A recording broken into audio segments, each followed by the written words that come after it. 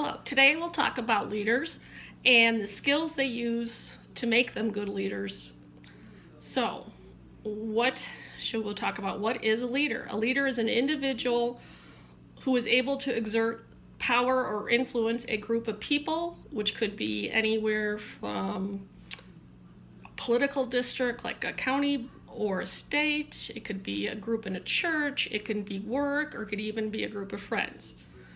And leadership is the power they use to exert influence over that group of people and how they inspire and motivate them to do whatever activities and goals that the leader has in mind for the group. So, what makes a good leader and what are good leadership skills? Well, first, to be a leader, you have to have some sort of power over that group of people. So how do you get that power?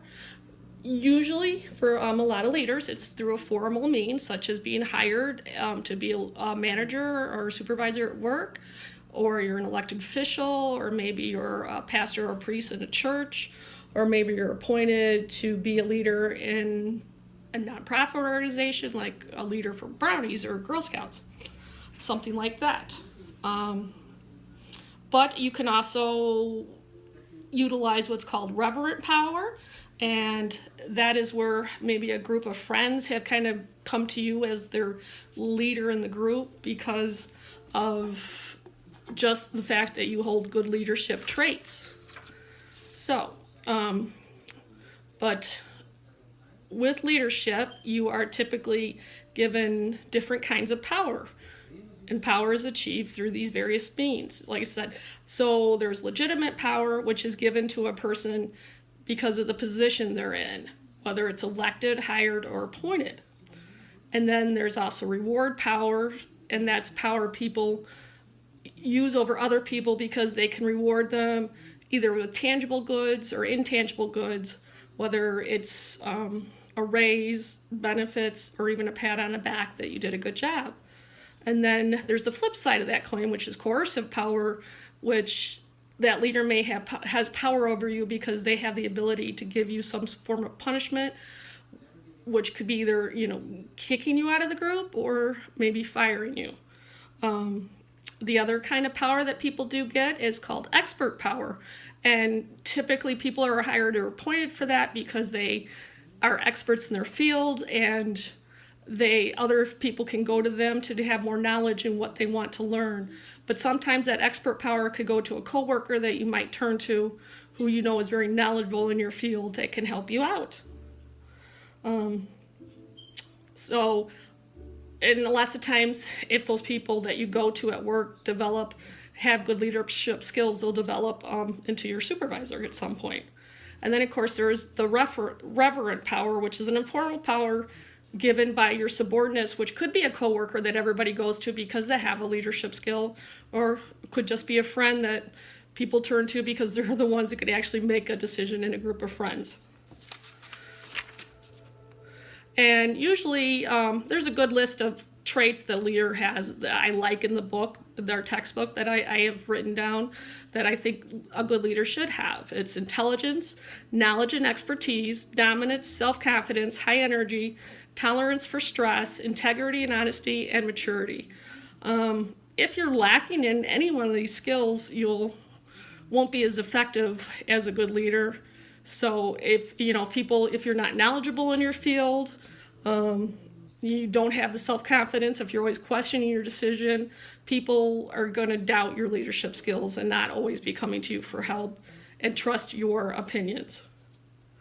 And the other side of that is behavior, how a leader behaves and how they act.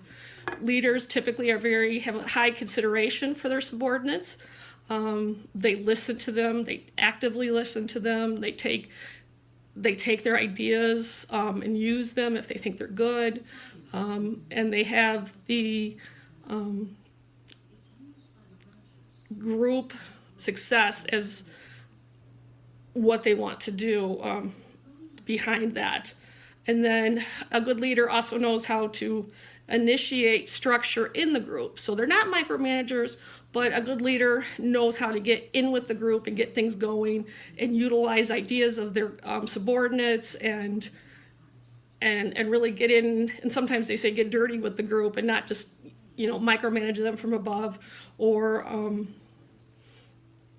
just be afraid to get their hands dirty with the process of what they're planning to do.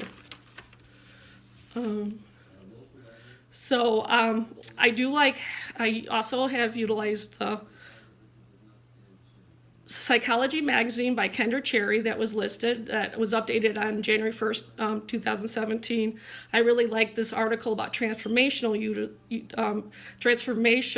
leadership, which I think a good leader would hold these skills would be intellectual stimulation. It's that person you can go to that will challenge you and get you to work on that, encourage your creativity and move up your status quo and make you feel like what you're doing is really important. And they also have individual consideration for you. They're very concerned about you as a person, and they know that your well-being is what is beneficial for the group. But they're able to engage you in conversation. They're very articulate and able to communicate that to you. They are inspirational. A good leader is very inspirational, and they have that vision they have a good vision of what needs to be done in the group, what needs to get done. They're very passionate, and they have a good vision to articulate that, and that passion that they have to fulfill the goals will transfer into their subordinates. And there's also idealized influence, which means a good leader is also somebody who models that behavior that they want their subordinates to have. So that comes along with the fact that they are passionate about their project, they are concerned about everybody, and they're honest, and they have good integrity. In my past, at my job, I've had good leaders. I've had not such good leaders. I've had really horrible leaders.